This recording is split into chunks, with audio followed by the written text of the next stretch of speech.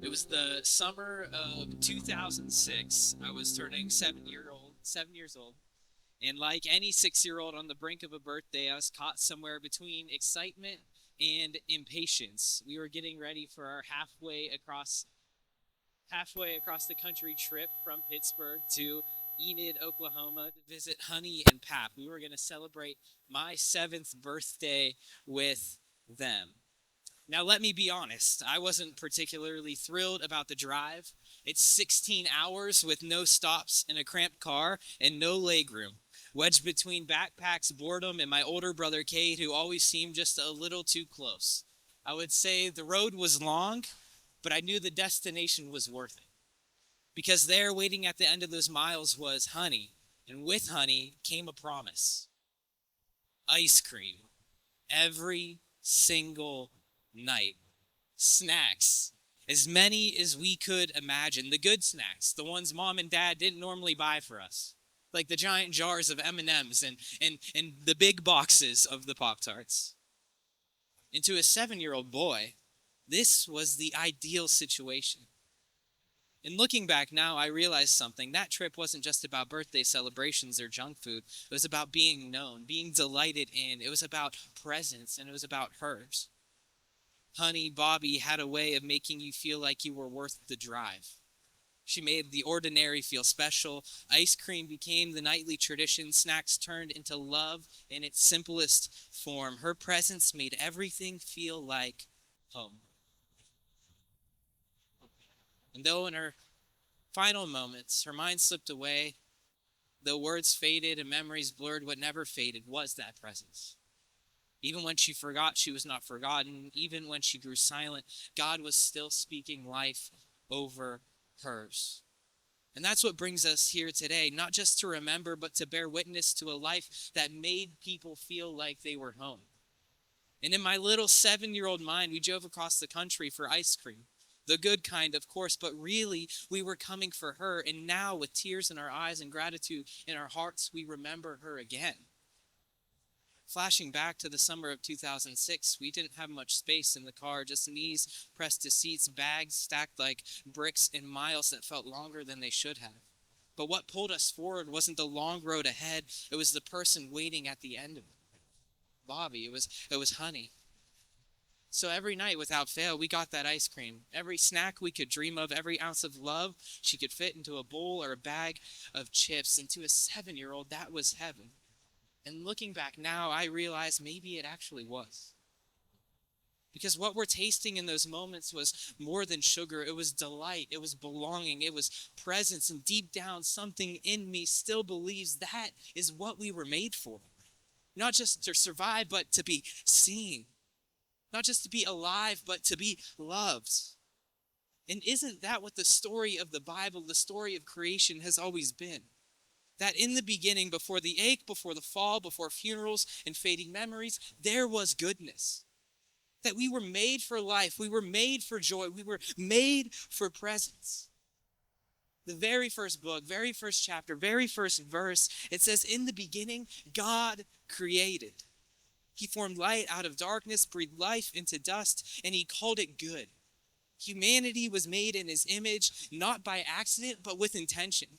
From the very first breath, we were designed for life, for love, and for an eternal relationship with our Creator. Genesis tells us that we walked with God in the garden, unashamed and unafraid. We were not made for sorrow, we were made for wholeness.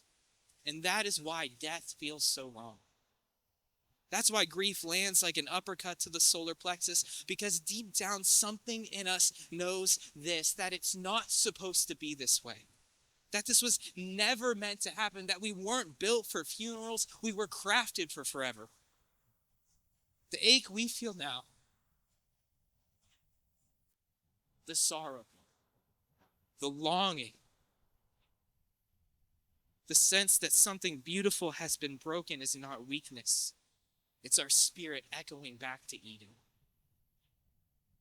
C.S. Lewis once said, if we find ourselves with a desire that nothing in this world can satisfy, the most probable explanation is that we're made for another world. So that ache we feel today, That desire for more than endings, more than ashes, more than goodbye is the evidence of Eden. It's not something to hide from, it's something to listen to. It's our soul remembering what we were made for. When I think of honey, Bobby, the memories that rise aren't extravagant or loud. They're quiet, warm, and full of kindness. Ice cream in the evening, a room filled with comfort, a presence that made space for you. She was the kind of person who didn't need a spotlight to make you feel loved. She just showed up, and in that, she gave us a glimpse of God's original design. A life rooted in goodness, shaped by belonging, and grounded in joy. The truth is, we're here today because something beautiful was lost. But we're also here because something beautiful was lived. Bobby's life reminds us that we were made for more. More than this broken world can offer, more than death can take. Her life was a whisper of the original design, a reminder that goodness is not gone, it's just waiting to be restored. But in the beginning, something happened. What began in beauty was broken by rebellion. In Genesis 3, sin crept into the garden, and with it came things God never intended: shame, separation, decay, and death. The world cracked, the image shattered, and suddenly we were east of Eden, grasping for fig leaves, hiding from the presence that we were made for. Death was not a part of the original design. It's not normal. It's not natural. It's not peaceful. It's an intruder. It's an enemy, and it's a thief to God's perfect and beautiful creation.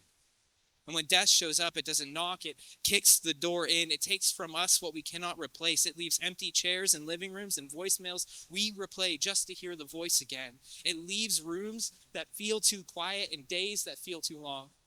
Death is vicious. It's cruel in its timing. It doesn't wait for us to be ready. It doesn't make room for closure. It shows up uninvited and unapologetic. It's violent.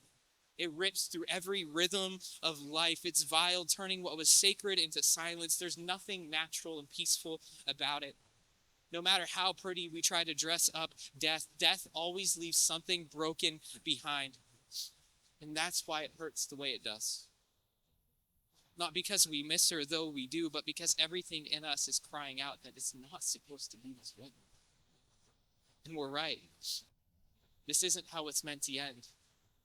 This isn't how it's meant to end, not for Bobby, not for you, not for anyone. Because when we stare into a casket or an urn full of ashes or sit in a quiet room that used to echo with laughter, something in us screams, this is wrong. And that's because death is our enemy and not our friend. So we live in the aftermath. You see, the fall didn't just break the world, it broke us. It introduced pain into places that were never meant to carry it. Tears became a part of the story. So did sickness and disease, so did disaster and terror, so did goodbyes and gone too soon. The ground we walk on is now cracked with sorrow. The air we breathe is heavy with loss, and sometimes it feels like we're just trying to make it through without falling apart. And this is the part of the story where we groan, where prayers don't come out polished but guttural, where grief doesn't ask for permission, it just moves in, where we ask the questions that don't always get answers. Why her? Why now? Why like this? Suffering, it isn't theoretical when it has a name, and in these last few years of Bobby's life, it had a name. It wore the face of confusion and pain, and it spoke in silence. Suffering, it has a way of slowing time, of stretching days into decades, of stretching minutes into hours, making every moment feel heavy. It walks in uninvited and settles in like it owns the place. And when it does, we start asking questions we never thought we would ask, not because our faith is gone, but because we're human. Because grief pulls things out of us that comfort never could. And yet, right there in the pain is Jesus. Not above it, not beyond it, in it. So in John 11, when Jesus sees Mary and Martha grieving their brother, he doesn't correct them. He doesn't preach a sermon. He cries. The sovereign God of the universe, he cries. The maker of heaven and earth, he weeps. The same voice that spoke galaxies into being is the same voice that wept beside a tomb.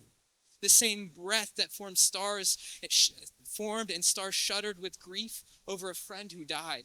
The same hands that flung Saturn's rings into orbit wiped tears from the eyes of mourning sisters. The same fingers that painted nebula in deep space reached for broken hearts in Bethany.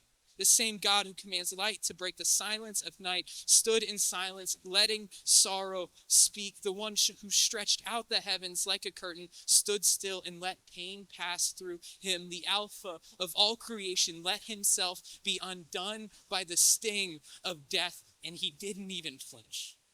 He didn't rush the moment. He felt it thoroughly, fully, and deeply. The Son of Man stood and let himself feel. And that same Jesus, unchanged by time or distance, was with Bobby too. In the confusion, in the quiet, in the pain, the God who names every star never forgot her name, not even once. Because that is the kind of God he is. A God who joins us in our suffering. Who's not distant from it, but refined by it, not watching from a safe distance, but stepping into the dust and the dark, wearing our sorrow like skin. And somehow, in the mystery of it all, that's what happened with Bobby. Her final years, they weren't easy, but they weren't empty either. Even as she faded, God's hand never let go. Even when words got lost, the words stayed near. She may have forgotten, but she was never forgotten. That's the scandalous beauty of the gospel. That the Savior doesn't just save, he suffers. That he doesn't just redeem weeping, he walks with us through the valley. He doesn't just run from our pain, he meets us in it. He weeps beside tombs. He waits in hospital rooms. And he whispers peace into places that grief thought it had claimed. He's the God of scarred hands, anxious thoughts, sleepless nights, and tear-streaked faces. And that means that our pain is never wasted. It's woven into the fabric of the ordinary, and it's taken up into a larger story where even brokenness becomes sacred ground. And so now we stand here today not pretending that it doesn't hurt. We don't minimize it. We don't gloss over it with cliches. We sit with the ache. We honor the sorrow. But we do with this anchor, that she never suffered alone. And neither do we. But suffering, as real as it is, it's not the final word. It may sit heavy. It may echo in empty rooms. It may ache like it owns the story, but it doesn't get to hold the pen, because the reality is that God still redeems stories he doesn't author. Because the same Jesus who weeps is the same Jesus who speaks life into death. So grief may linger, but it's not forever. Pain may press in, but it can never prevail. Tears may fall like rain, but resurrection is rising like the sun, because with God, nothing stays buried forever. And this is not wishful thinking. It's not blind optimism. This is the gospel. The deep down, soul anchoring truth that God does not leave broken things broken. He doesn't sit back and accept what death has done. He doesn't shrug at loss and say, it's just the way it is. No, our God, he gets involved. He climbs down into the dust with us and puts on skin. He gets tired and hungry and rejected. He cries real tears. He bleeds real blood. He dies a real death. And 3 days later, he walks out of the tomb, not as a ghost, not as a symbol, but as the resurrected king who looked death in the face and said, "You're done." This is the rhythm of the kingdom.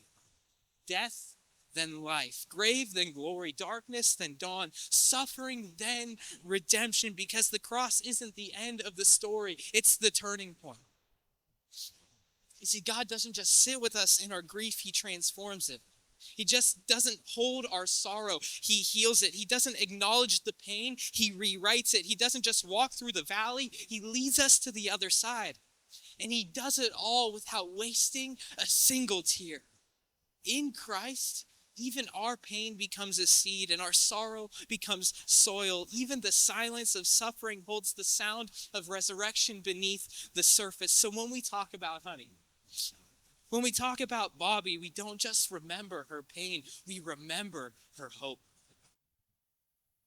her trust, her quiet, steady faith in a Savior who doesn't just understand grief, he's the one who defeated the very thing that causes it. She suffered, yes, but she suffered under the watchful eye of a Redeemer, of one who does not waste pain, of one who finishes what he starts, of the one who stood outside of her story of decline and said, this is not the end, and it wasn't. Because Jesus doesn't just mourn with us, he moves towards the grave. With steady steps and tear-filled eyes, he walks into the shadow none of us want to face. He doesn't just cry outside the tomb, he commands it to open. He speaks into the silence, and the silence obeys. He rolls back the stone, not just with strength, but with authority of the one who spoke the universe into being. He doesn't just simply feel our pain, he steps into it, he shoulders it, and he shatters its power. He carries what we couldn't, he endures what we wouldn't, and redeems what we thought was beyond repair. Because when Jesus steps in, suffering bows, grief loses ground, death forgets how to hold, and redemption starts to rewrite the story. You see, God, he's not intimidated by tombs. He's not startled by sorrow, not shaken by what we think is final. He walks right in with the gentleness of a Savior and the authority of a King, and he calls us out by name. So no. Suffering is not the period at the end of the sentence. It's the pause before the promise. It's the backdrop for beauty, the canvas for resurrection, the soil where redemption begins to grow, because Jesus always, always, always, always, and will forever get the final word, and that word is redemption. That redemption, it's unshakable, undeniable, and unending. The Bible tells us in Revelation 21:4 that he, Jesus, will wipe every tear from their eyes, that there will be no more death or mourning or crying or pain, for the old order of things has passed away. This is redemption. It's the turning of the tide. It's when the shadows start to lift. It's where the weeping is still real, but joy starts to rise in the distance like the sun. It's where the tomb grows quiet, not because death has had its say, but because Jesus is standing outside, ready to speak. And when Jesus speaks, even the dead do not stay silent. And this is what Bobby believed, that Jesus didn't just live a good life. He didn't just say kind things. He didn't just die a noble death, but he got back up. He walked out of the grave in which he was laid in, and in doing so, he robbed death of its sting. That Jesus broke the curse, and he rewrote everyone's ending. And this isn't a bedtime story to help us sleep at night. It's not a soft idea that helps us survive the pain. This is the foundation beneath our feet, that Jesus is alive. And because he lives, we can too. And this is what he meant when he said, I am the resurrection and life. The one who believes in me will live even though they die, and whoever lives by believing in me will never die. You see, the resurrection isn't just a date on a calendar. It's not a someday promise. It's not a celebration on Easter Sunday. It's a life-changing, dynamic reality for your today. And it's a name, it's a person, and it's Jesus. And if you belong to him, death is no longer a wall, it's a door. And on the other side is life. Not just breath in your lungs kind of life, but a whole, alive, redeemed life. Life that can't be touched by pain ever again. A life that never ends. And that is where Honey is. That is where Bobby is. Not a memory, not an idea, not an urn, but she's alive. Her faith, it wasn't quite so loud, but it was deep, steady, rooted. It was real. She didn't just believe about Jesus. She knew him. She walked with him, and now she walks with him still. No more confusion, no more pain, no more suffering, only joy, only life, only redemption, only Jesus. So yes, we grieve. Of course we do. But we grieve with resurrection in our bones. Because the gospel doesn't end with a stone rolled in place. It ends with a stone rolled away. It ends in a garden where the risen Jesus speaks the name of the ones he loves, and they open their eyes and they rise and live. This isn't just good news for Bobby. It's an invitation for you to trust the one who brings dead things to life. To follow the one who walked out of the grave and said, believe in me. Because redemption isn't just Bobby's story, it'll be ours too. That we don't have to be perfect people with polished faith. You don't have to have it all figured out. Redemption doesn't wait for the cleaned up version of you. It meets you in the mess, in the pain, in the quiet places where you've wondered if life at all still matters. It meets you where you bury things so deep that you forgot they had a name. Even there, especially there, redemption reaches. And so you too can be made whole. You too can be called out of what is buried, out of the shame you've carried for too long, out of the grief you've grown too familiar with, out of the silence you thought meant that God was not listening. You don't have to write the ending in ashes. You don't have to settle for surviving, because Jesus didn't just come to comfort us in the dark. He came to call us into the light. He came to trade sorrow for singing, graves for gardens, wounds for wonder, and death for life. You can hand him the broken pieces of your life and watch what he rebuilds because of his grace. And not all at once, not without pain, but fully, faithfully, and beautifully. Because the same Jesus who wept beside Mary and Martha, the same Jesus who called Lazarus by name, the same Jesus who stood with Bobby through every breath and every battle, will one day stand outside of your tomb too. Not to mourn, not to say goodbye, but to call your name. And when he does, you will rise, whole, alive, redeemed forever. This is the promise. This is the hope that held Bobby, and this is the hope that holds us now. And this is the invitation. To trust the one who brings dead things to life, to follow the one who writes resurrection into our story, and to say yes to the one who always gets the final word. And his final word is life, eternal life. It's yours. And I know if Honey were here right now,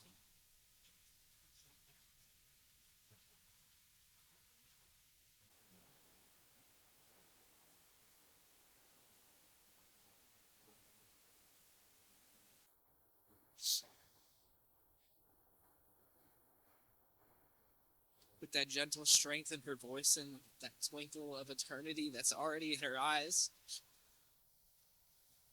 she would look at each of us and she would say, you know, Jesus is coming back.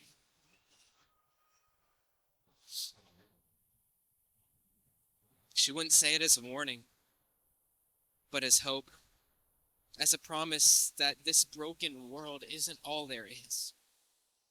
That one day the sky will split, the trumpet will sound, and the one she trusted with, her whole heart, will return and make all things new. And on that day, graves will break open, tears will dry, suffering will surrender its grip, and joy will enter in like an army. So we grieve, but not without hope. We say goodbye, but not forever, because Jesus is coming soon. And those who trust in him, they'll rise again, just like Bobby, just like Lazarus, just like he did. So until then, hold on to hope.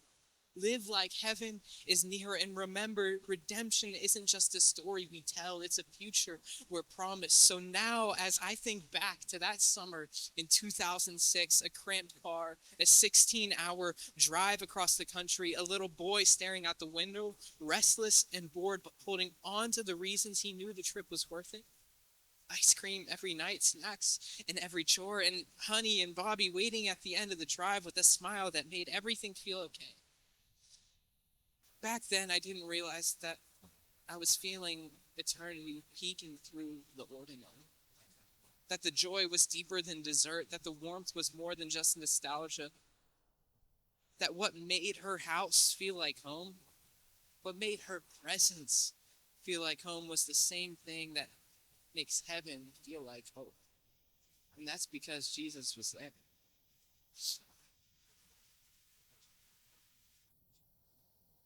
Now I know. But she showed all of us in little ways back then. In her faith, her gentle strength, and her unwavering love was only a glimpse of what she sees now in home. See, that trip to Oklahoma was long, but it was worth it. And now her journey is done. She's home. The banquet table is set, the ice cream is probably already scooped, and I can almost hear her voice again. You know, Jesus is coming back. So don't lose heart. Don't stop halfway. The road may be long, but the destination is worth it, because on the other side of every tear, every loss, every grave is the one who calls us out by name and makes all things new. That redemption is real, hope is alive, and the story isn't over. And so if you would stand to your feet with me as we close in prayer, and with every head bowed and every eye closed.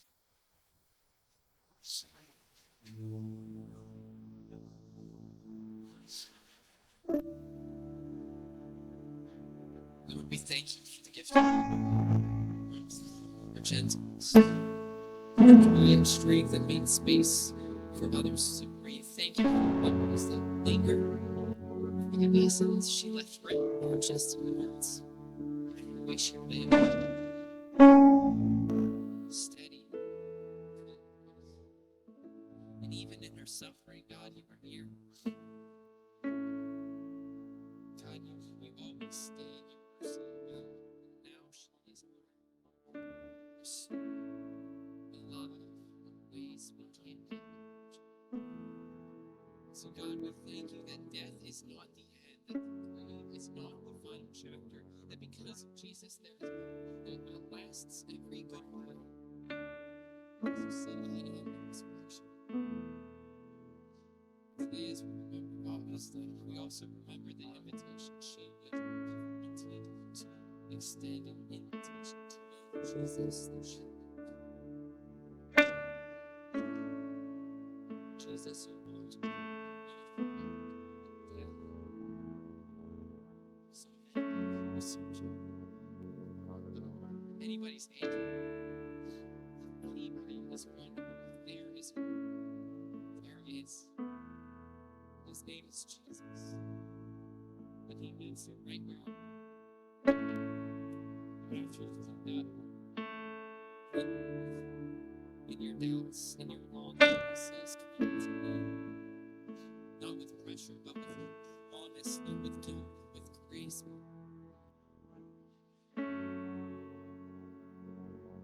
Bobby's story didn't end. It didn't end. Your story continues because of Jesus. And your story can too. So God, would you draw hearts near to you? Would you comfort those who are weak, awaken those who are ready? Remind us that life truly life is flowed along to you alone. Thank you for being close to the broken. Thank you for giving us hope that moves even in the darkest valley. Thank you for bring us